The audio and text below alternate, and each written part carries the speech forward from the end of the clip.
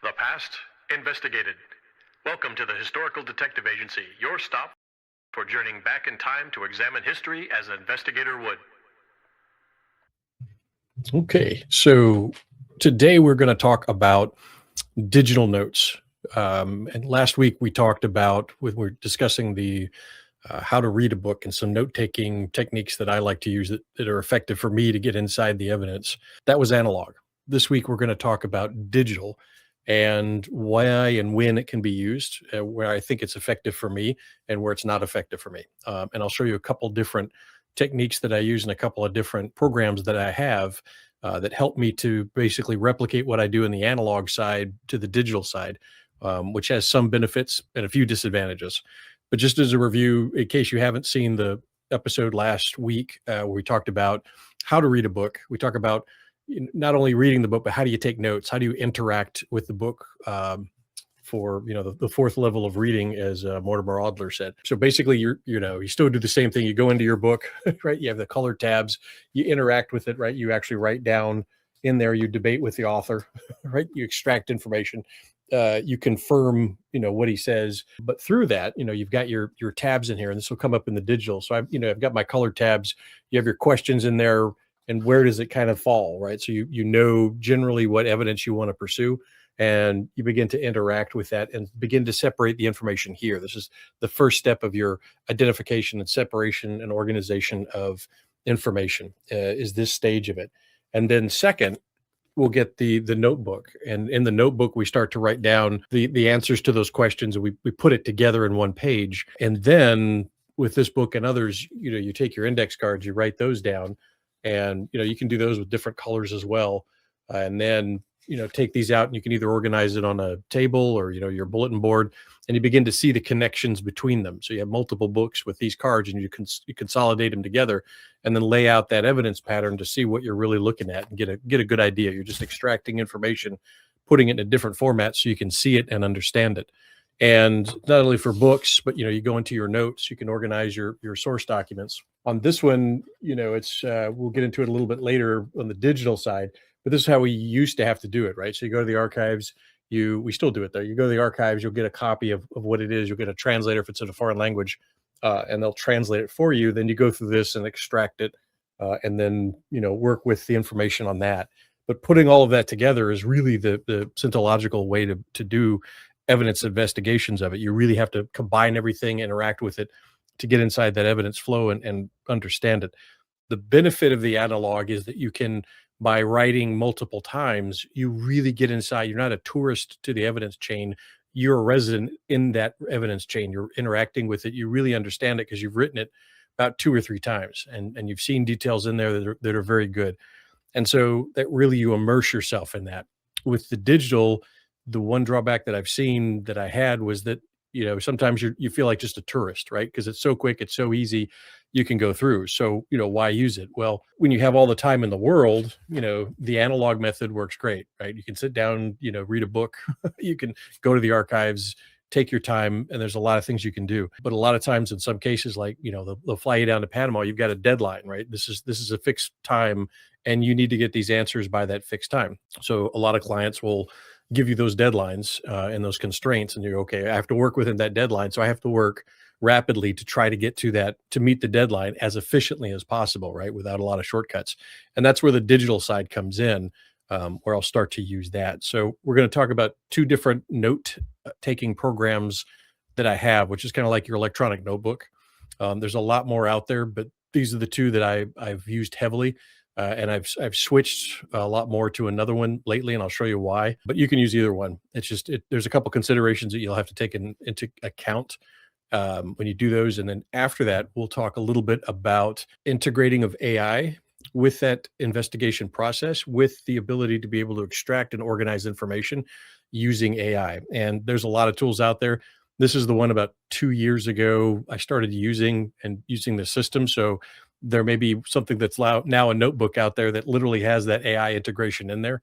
I like to be able to separate it. And then I'm working with the information.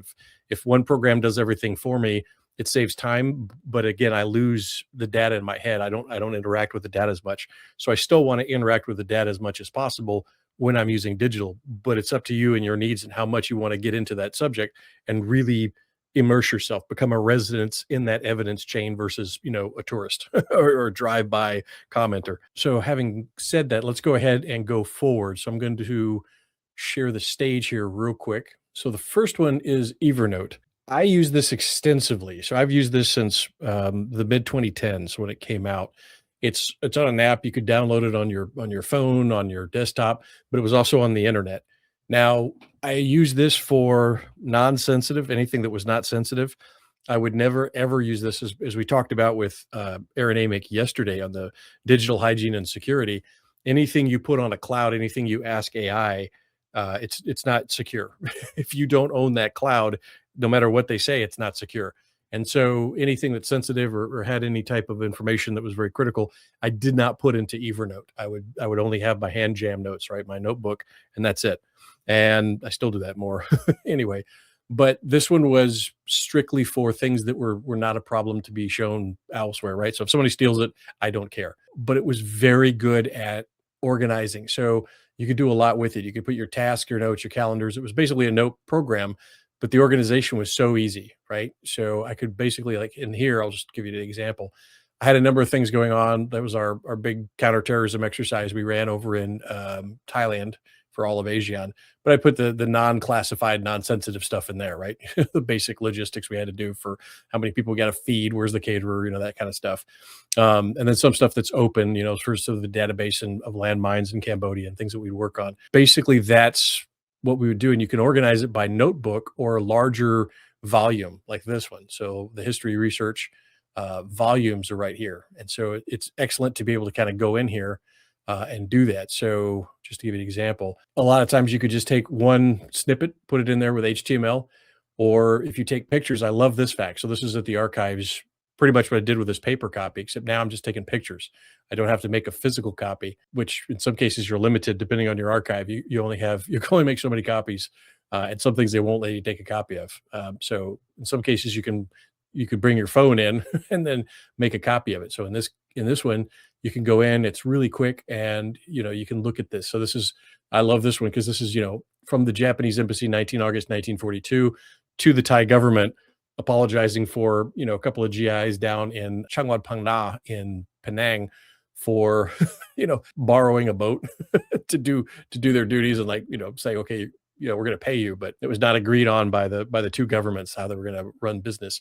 So, but you get things like this ability to be able to go in there and then organize it in a folder. And then even if you don't know quite where you're going to go, you can still organize them up into that. So a lot of times this was our surveys in Thailand. Actually, this is the Kra Isthmus, right, where they're looking at building that land bridge and the canal. Right now, this is the hot button area. And there was a Japanese railroad that went to Laon, just north of Ranong in the Kra Isthmus. And this was where they had surveyed because they built a school over the train yards that had been built by the Japanese in World War II. And this is south. This was designed to get the Indian National Army, the Indian Army that wanted to free India from the British, get them from Thailand, where they'd been training, through Burma to be able to go into Imphal area in India. And that's what they were trying to do, is build this to supply Indians and support India via Burma. And they hadn't built the Northern Railroad, the one that's famous, bridge over the River Kwai or the Mehong Song. That one hadn't been built yet. And this is the unknown railroad. So we were finding all this stuff out, and it's not in books. So it was quite interesting. Interviewing of witnesses, we would use this for GPS. And so you're just cut pasting a lot of different things into a notebook, kind of like a scrapbook.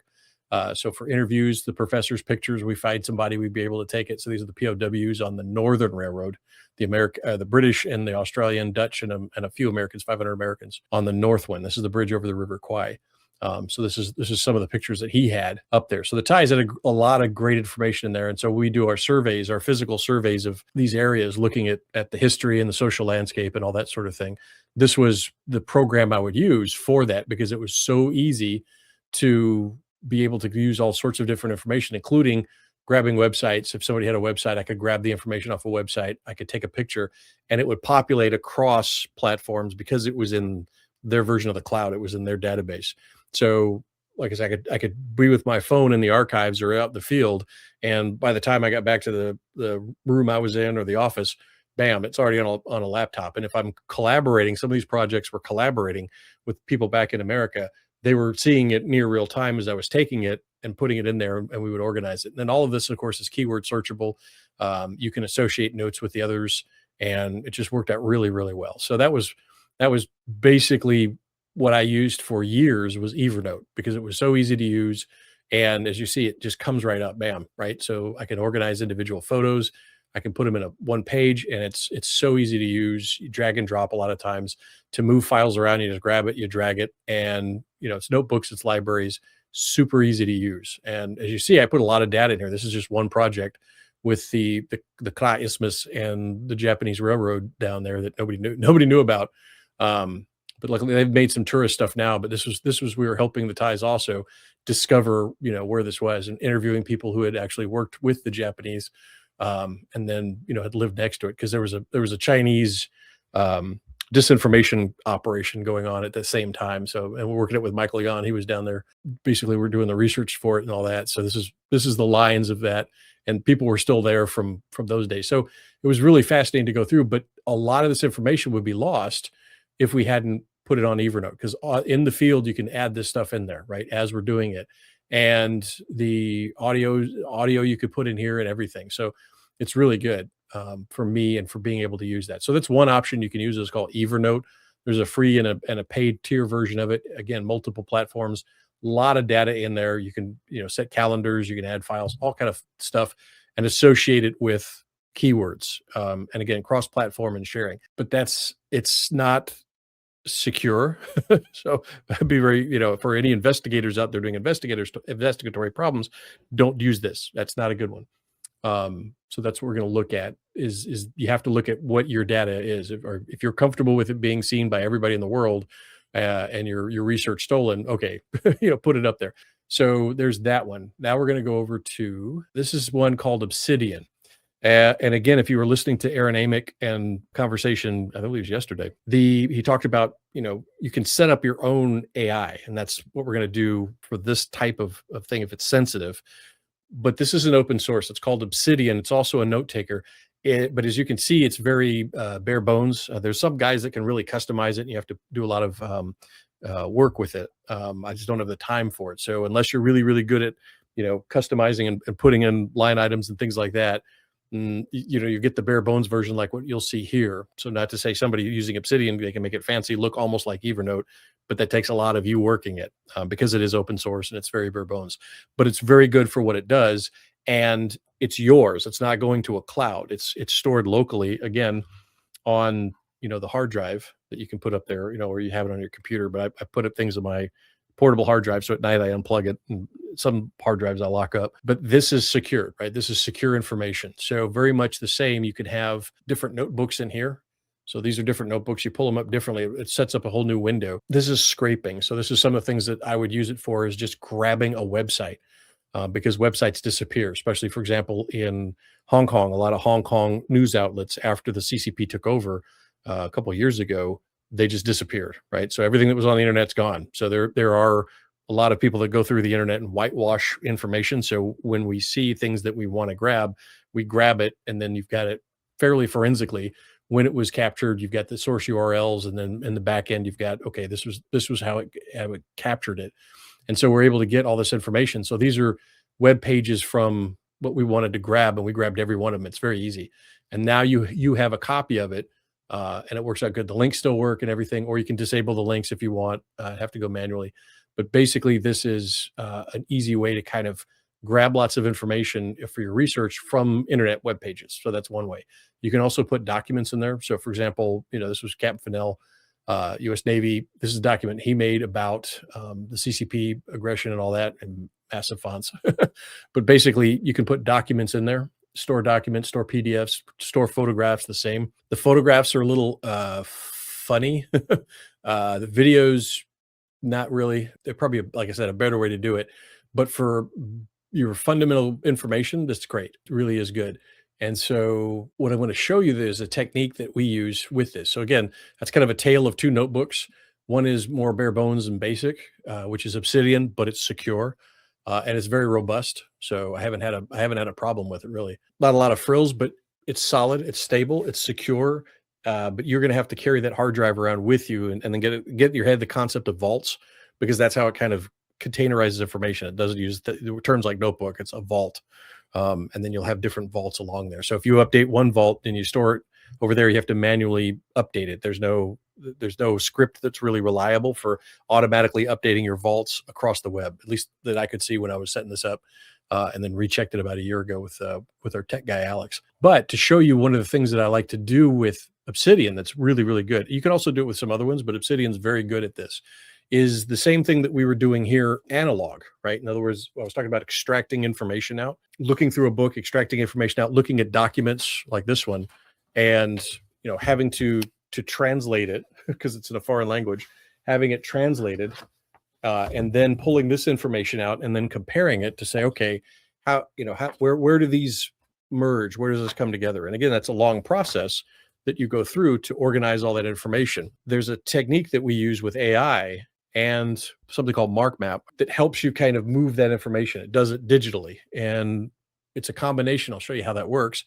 And for us, it works really, really well in being able to do that. Now, you still have to kind of understand your subject because AI will occasionally make mistakes. But if you're giving it information, you say, use this information, extract this part that answers these questions I have, and organize it in a certain way, it will do that very well, right? It sticks to that. I haven't seen it hallucinate based on that so far. And we give it guidelines, and I'll show you how to do that. Maybe a different one, how to use that. But this is interesting. This is the system for a question that we had on basically on Siam and the League of Nations. And the question was, can we compare Siam's contributions to the League of Nations in disease control and surveillance of disease and quarantine and all that? Does it compare with Japan, which was the only other non-colonized country in Asia pre-World War II? Was Siam and Japan. So we're looking for parallels in how non-colonial Asian countries responded to kind of an international framework. And we had source documents, like in here. These aren't them. These are from the 1930s, different subject. But we had a few of them from that. And what we did was we loaded them into Grok. We scanned them. We uploaded those into Grok, or you could do whatever AI you want. And we said, use these documents, read it with your OCR, look at these documents, and these are the questions we have, extract it from here, and then lay it out. And so this is what it did in basically a Word format. So you see it here, and it will reference the doc. So that's one way to look at it, right? Like a traditional outline, like what you would write in an outline of that information, referencing the documents. But what I like to do is I put it in MarkMap format, and then this is an HTML where you save it, and I'll show you that program here in a second, but this is the product that will come from it. Boom. Right. So all that you saw right there, it now does this neat little mind map chart and color codes it, and then it can update as you go. So if I add more documents to it, it'll update everything. And this is the questions that I had to the AI specifically on what I wanted to see, and it did a brilliant job of it. So down at the notes, it was already telling me about the OCR, right?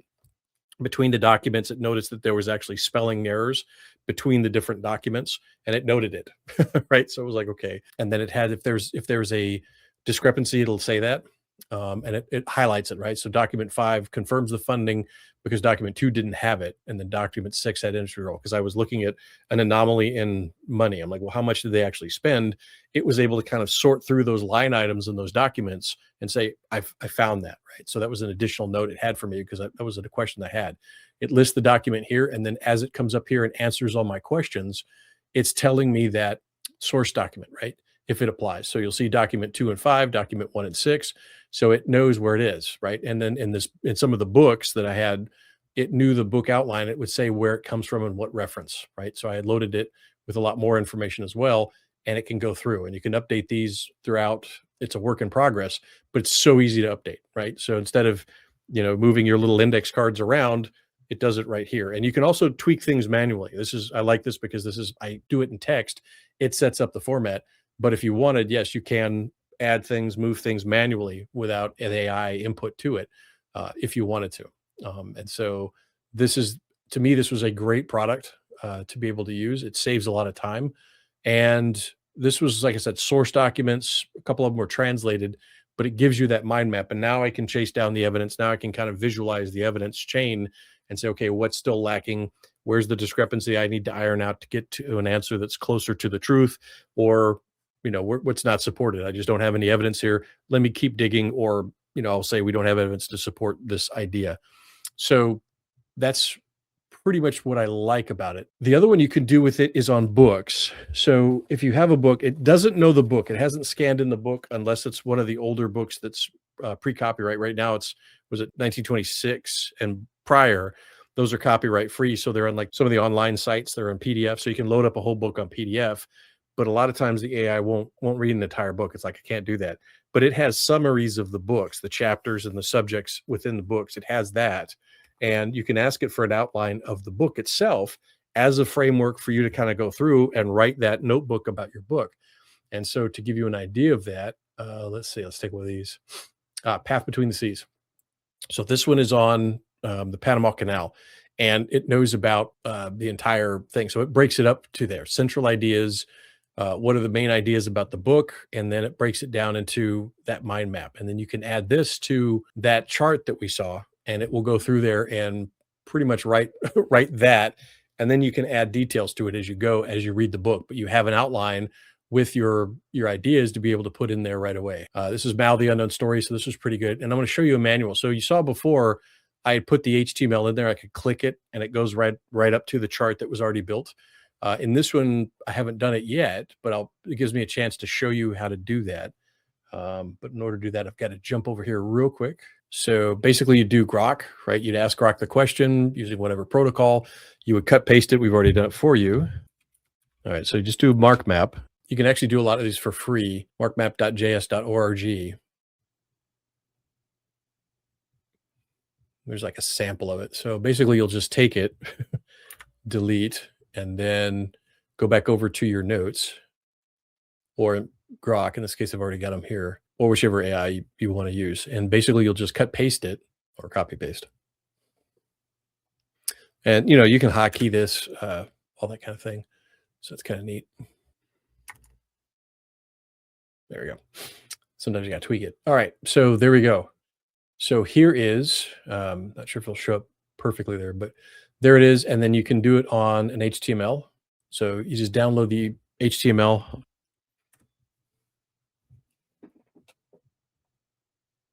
And so now you can put that in any document or your notes, and it'll pull up as an HTML file, right? And so that gives you the book along with those central ideas that you wanted, and it breaks down everything in there, right?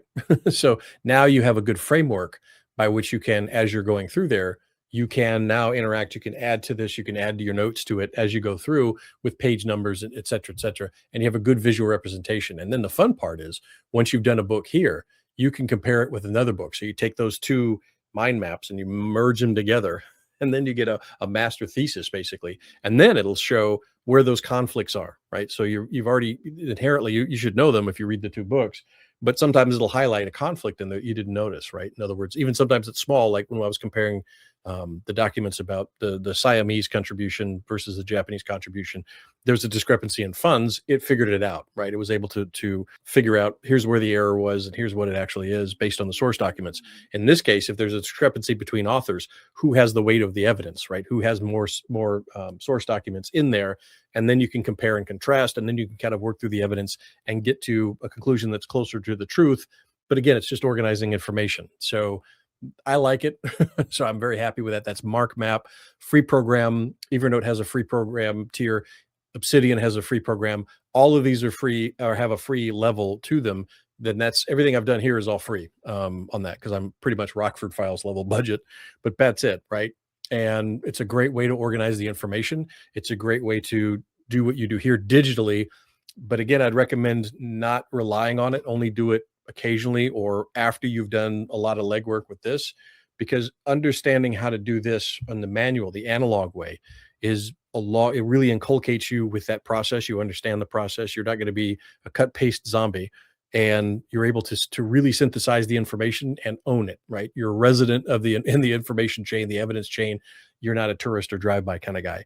And that will help you as you go through here, and you'll find you're more of an active reader even when you're doing AI in there. A lot of times I'll I'll catch AI with mistakes. In fact, we'll go back and do that because I read a lot, and you have to read. And so if you understand that information as much as you can, then you can catch AI in when it makes a mistake. Otherwise, you wouldn't catch it. Oh, one last thing on it.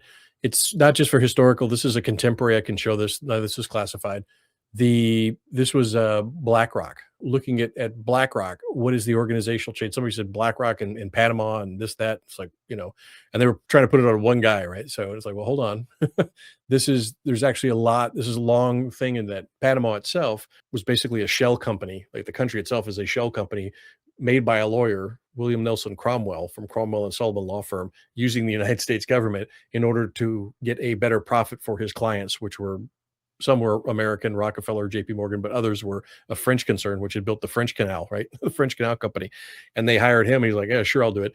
But he sets up front companies, he sets up shell companies, and he literally set up a country as a shell company to be able to get those profits and maximize the profits for his clients. So, organizational structure dictates outcome. This is, that was done in 1905. It's on steroids today. The fact that everybody thinks a result will be different. So when you're looking at corporations, when you're looking at anything, there's what's in front of you, but then there's what's behind it, right? So it's just like organized crime. When you're looking at that, the network is what you look for. Even terrorist groups, there's a network, right? What you see isn't always what's there. The person that they put out as a leader many times is not a leader, especially in high threat areas. It's going to be 2 or 3 deep on there, the guys behind the scenes. But I want to show you how effective it is, because if you read all of the documents and all of the corporate filings and everything for BlackRock, it is a huge chart, org chart, and by design. So this is the ordership for that. Let's go ahead and do this as a download. And so you can see there's BlackRock, and then everybody goes, Larry Fink, but he's only got a very small percentage. He doesn't really have controlling. He's the CEO and the chairman, but he doesn't own the company, right? He's the manager basically for the company. He doesn't own it. A lot of other people own it. And the big ones are the Vanguard, State Street, Capital Research, right? Morgan Stanley. So they've got all of these big companies have the lion's share of it. And if you'll notice, a lot of times, Vanguard, BlackRock, State Street, they own the same companies, right? It's like a wolf pack more than anything else. It's the same group that will be involved in many investments. So if you see BlackRock, usually you're going to see Vanguard and State Street along with it. And then oddly, Vanguard and State Street own a lot of BlackRock, right? So even though it looks like it's 2 separate companies, it's really one company that's just diversified. And then all the people that are in it that have voting shares, the individual members, aggregate details, that sort of thing. And roughly, this is about 2-year-old information, so don't operate on it now. But this gives them an idea of the structure and everything that's within that and the voting and that sort of thing. So keep in mind, human beings like to say that one guy or that one person. No, it's a network, it's an organization, it's a lot of moving parts and a lot of things sometimes you don't see. And that's what this program is very good for, with utilizing AI. But once you have your source documents, your corporate filings and everything, and then you can put them in there, and then tell with very concise structure on your AI in the question, so it doesn't start, don't give it the wiggle room, right? It's like you're talking to a 12-year-old, a genius 12-year-old, but he'll start to come up with his own ideas. So be very, very clear. You're going to do this, this, this, and this, and within these boundaries. Don't look at this. Don't look at this. Here, this is what I want you to look at. These are the questions I want you to answer. Don't assume, prove. If there's a discrepancy, point out both discrepancies so I can decide which one it is, right? So don't let it just figure it out and throw something out because it thinks so. Show me both of them. Show me what you think is right and show me what you think is wrong. Tell me why you think this is right, but I want to see both of them and I want to see the evidence because I'm going to decide, right? Don't let AI decide for you. And so this is kind of a good way to present the information out and help you manage the information. That's the key. Don't rely on AI for it. You manage the information, but putting it in this format allows you to do that.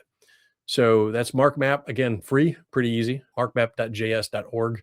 And you just go try it, put it right here, and after AI, and you're good to go. So there's that. I think we're pretty good. Mind maps, you could do it for books, and yeah, this was us testing Grok, a long time ago. So we would give it different tasks, and then if it would mess up, we're like, okay, why? And we really wanted to understand what was going on. So this was image, could it detect an image of a Fletcher class destroyer and identify it correctly from, a still from Iwo Jima footage? And it went back and forth. I actually thought it was a mine layer, and we're like, no, I know it was a Fletcher class destroyer. Got one right there. It was on Okinawa. On Iwo Jima. So that's the point, is that, there's a lot of flaws in there. Understand its limitations, understand where it's at in your capability, but there's a lot of good things that it will do for you. A lot of good things if you understand its capability and understands limitations. So those are some things. If you have any questions, feel free to let me know. And again, don't let it take over. Digital is a good aid, but if you rely on it, you're going to miss out on a lot of the ability to really internalize and understand the information. You have the potential to be fooled by AI. Like I said, I've caught AI a lot of times omitting information. I'm like, I know it's there. I've seen it. Why'd you omit this? Oh, and he's like, oh, I'm sorry. So not there yet, but it is a good tool to use. If there's any questions, feel free to leave us a comment. If you'd like some of this, there's more of this training within the Think Like a Detective program.